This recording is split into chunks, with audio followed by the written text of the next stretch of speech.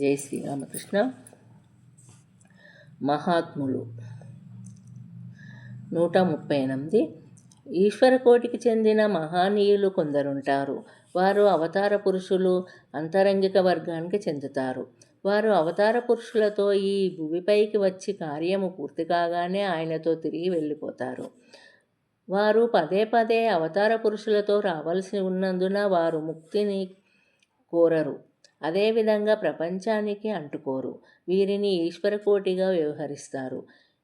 ఇంకొక జీవకోటి మహనీయుల ప్రస్తావన వస్తే వారు అవతార పురుషుని అంతరంగిక భక్తులున్న కేంద్రానికి బయటవైపు ఉంటారు.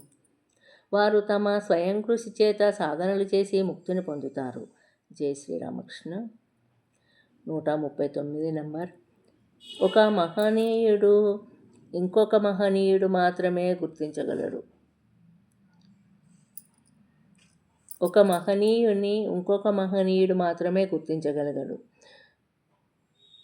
ఒక నిపుణుడైన సాలెవాడే వివిధ రకాలైన దారాల్లోని తేడాను గుర్తించగలడు.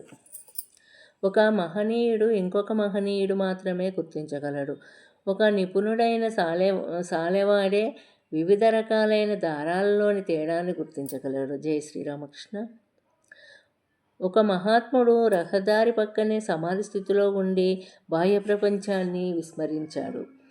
అటుగా వెడుతున్న ఒక దొంగ అతడిని చూసి అతడు కూడా ఒక దొంగ అయి ఉంటాడని, గత రాత్రి దొంగతనం చేయడము వలన నిద్రలేక విశ్రాంతి తీసుకుంటున్నాడని భావించాడు.